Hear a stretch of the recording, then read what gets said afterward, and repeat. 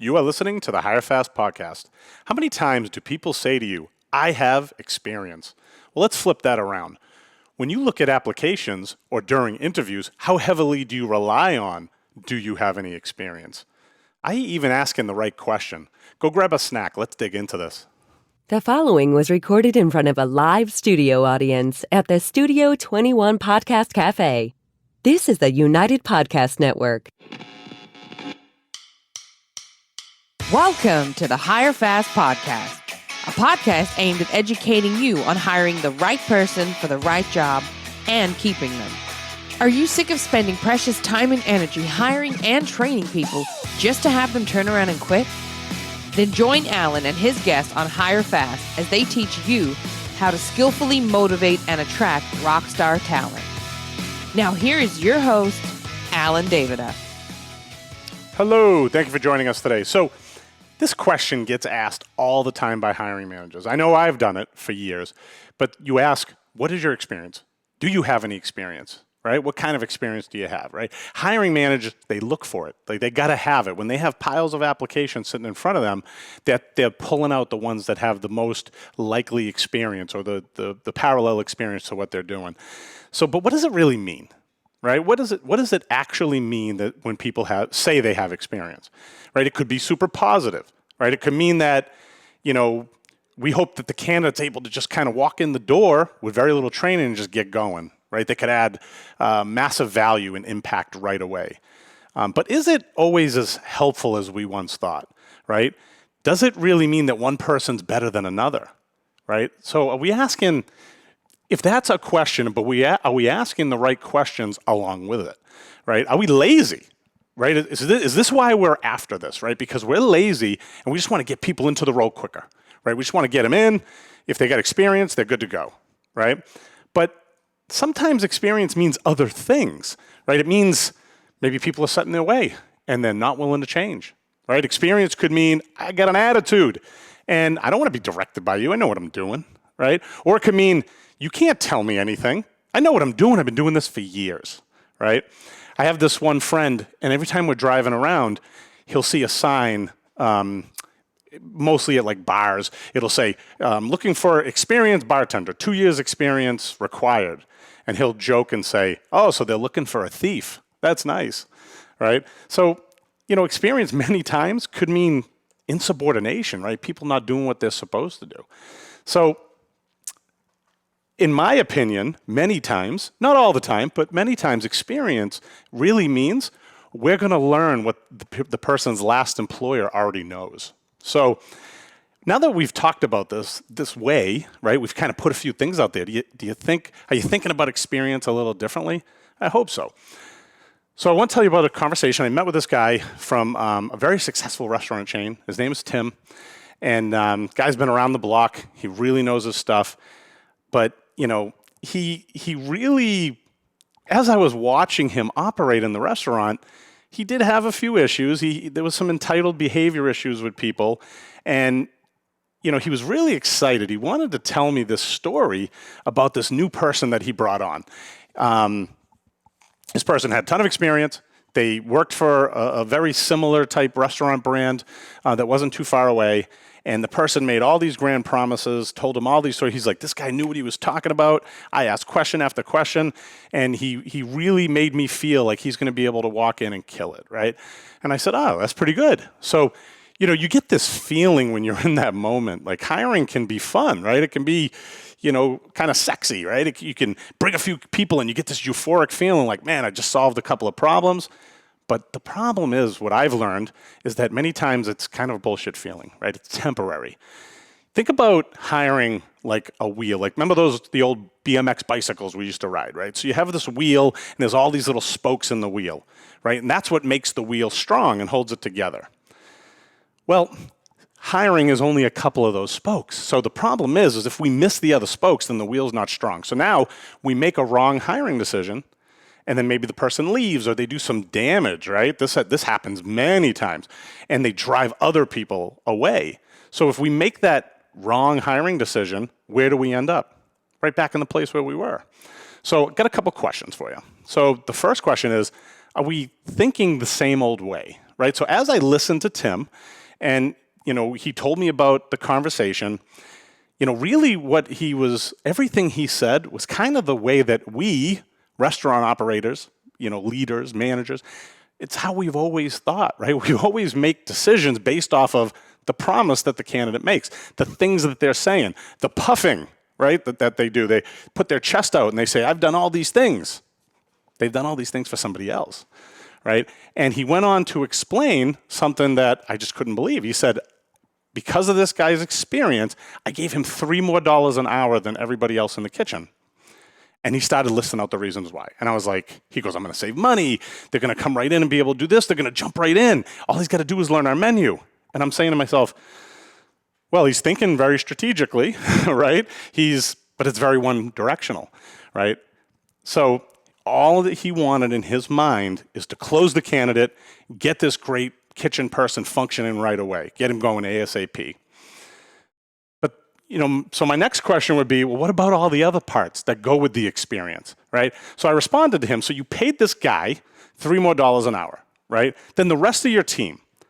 Now let's keep in mind that the rest of your team has been there for you, weekend after weekend after busy weekend, right? And because this guy flipped a steak, because they're in the restaurant business, he flipped a steak for someone else, you gave him more money? Like, I don't know, it doesn't make sense to me, right? And I know it sounds like I'm belittling what this guy does, and that's not really my intent, but I just feel that the fact that someone flipped a steak for someone else doesn't give you enough information to classify it as experience and give them more money. So there's other factors, right? There's other things that we got to consider. So shouldn't experience have these other things attached to it, not just about the technical part, right? The technician thing.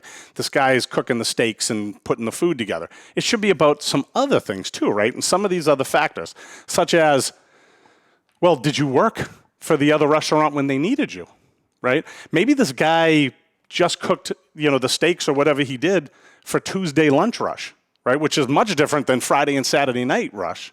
So, did he work in the stressful times of the business? Right? Does he have the availability that you need, right? That you're assuming is going to come with him, right? Having experience. So did he do these important things, right? Talk to him about all the different aspects of the kitchen. Or was he just one-dimensional and only did one thing, right? Did he look good? All these kitchens today are open kitchens, right? You can actually see the people in the back cooking. Does he look like crap? Are his clothes trashed and have holes in them, right? Maybe. Wouldn't you hate to find out that if he started working that, oh, by the way, I've got vacations planned and I've got a bunch of time off planned, right? But now you just brought him on board and you didn't ask the right questions, right? Maybe he's got some problems, some personal problems, some health problems, right? You got to dig into this stuff, right?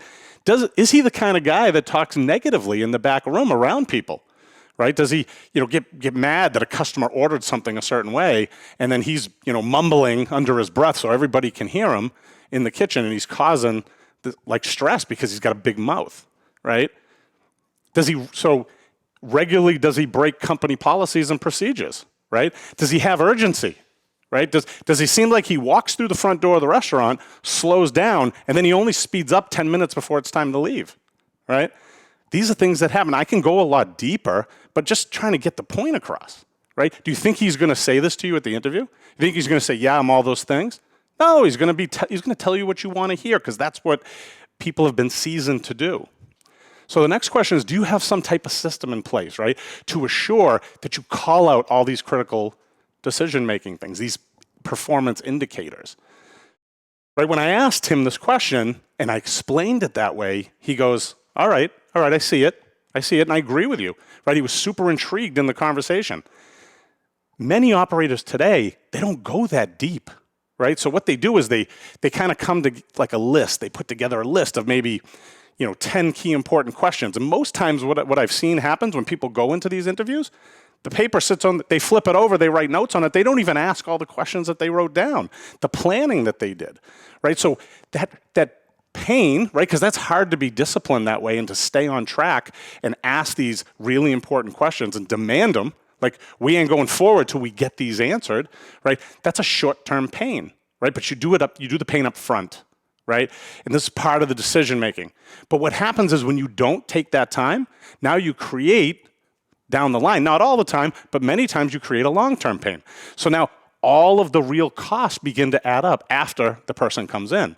And now the long-term pain begins, right? This is where they make mistakes. They may quit and leave. They're late. There's service disruptions. There's wait times. They're not doing the things that they said they would do, right? They told you one thing, they're doing another, right? You're getting complaints, cash shortages if they're dealing with money, right? This is because many times people are wolves dressed in sheep's clothing at the interview process, right? They literally lie to you, or they just omit all the important things that you really need to know when they're hired.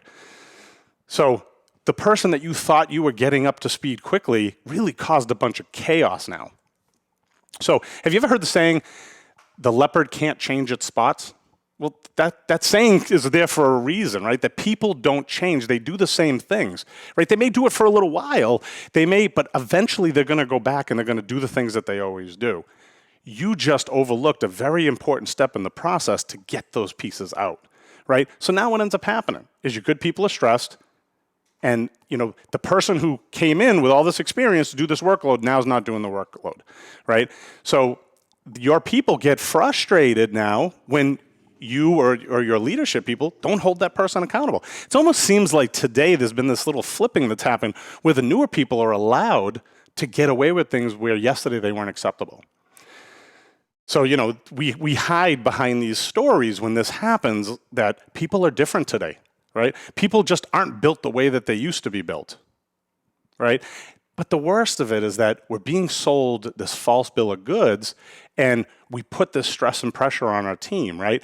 Think about the extra support. When someone comes in and they say that they have this certain level of experience, but then now you, on the fly, have to put all this extra support around them, right? You have to stand over them. You have to hover around them. You have to pick up the things that they drop, right? You have to watch every move because they forget simple things. Right? But they had experience. They were supposed to already know this. But they gave out a drink to a customer, didn't give them a straw. Right? They gave out some food and didn't give the person a fork and a napkin. Right? It's just the little things. Right? They don't assemble things correctly. But remember, these are the people that you brought in because they had experience to make things better. So what you've actually done is taken a step backwards. Right? And the worst part of it is you got no recourse. Right? Tim gave this guy $3 more an hour. He can't go back from that now, right? He made a bad deal about compensation up front, right? Now the people that have been doing it for you, if they find out about this, they're going to be bruised. They're going to be hurt, right? They're going to feel betrayed, right? And all because you essentially tried to cheat, right? Because you made a poor decision emotionally in the moment. You're like, I want this guy on board, man. He's saying the right things. Right? But you had no protection mechanism in place, right? It's a feeling, and we've all been there, but you got to have some protection in. You never set the expectations up front, right? You never based the compensation on facts, what's required.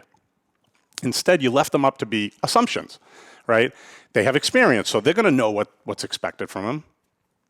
So my next question is, where do you go from here? So you feel like if you just got a few, Alan, the reason I do this is what Tim said to me, right, is because I need to get a few more candidates in, and then I'll be able to work out all this other stuff, right? I'll be able to work out all the planning and all the details, right? But what happens over time is he's just stuck in this loop. And we've talked about this perpetual loop before, where things are good for a few weeks, and then something happens, and then we're right back where we started, and then we do it again, right? So you're never able to get to better, right, unless you start to think differently now. So I agree with the statements, people aren't the same, 100%, right? And I believe what people aren't built the way that they used to be. Agreed, right? But these sayings back up the point, right? The problem is the employee pool is different, right? It's evolving, it's changing, it's getting more entitled than ever. People are taking less responsibility than ever, right? They're getting weaker, they're less skilled. They're more incompetent than ever before. And it is evolving faster than restaurant owners can adjust to all this. So, if you bring in someone to help your organization that has experience, right? Shouldn't they actually have the experience? Shouldn't they have the other things that go with experience? Otherwise, you're just compounding the problems that you already have, right? But here's the kick in the pants. You don't know any of this, until after they've already started working, right? Sitting at the interview process, you know none of this, right? So all of this talk, it's like sales stuff, right? It's hypothetical. People have to do what they say they're going to do. They just say it at the hiring process, but then they have to actually do it. And this is where we get stuck. The whole model has to be flipped around, has to be flipped over, right? We've been doing it wrong for so many years. And the metrics and the compensation indicators got to come up front, right? They have to manage the person after the hire, right? Because before is just again, empty sales talk, right? And I'm tired of this, and this is why I built the SMART system. So the other problem here is that people, they only want to hear the money up front, right? So that's okay. So we have to design the system where we put the money up front, but then we have to take it away if they don't do what they're supposed to do. And this is that flipping of the script. So thanks for listening today. You can check me out at my new website, hirerockstartalent.com. Today's episode is going to be an article that we're posting on social media, and we're going into this conversation in a lot more detail. So I'd love to hear from you, and I'd love to make a great connection with you. So please give us a shout out, connect with us at hirerockstartalent on all our social media. And if you haven't done so already, click subscribe or follow below so we can keep you up to date on how to hire fast. Ciao for now. The views and opinions expressed by the hosts, guests, or callers of this program do not necessarily reflect the opinions of the Studio 21 Podcast Cafe, the United Podcast Network, its partners, or affiliates.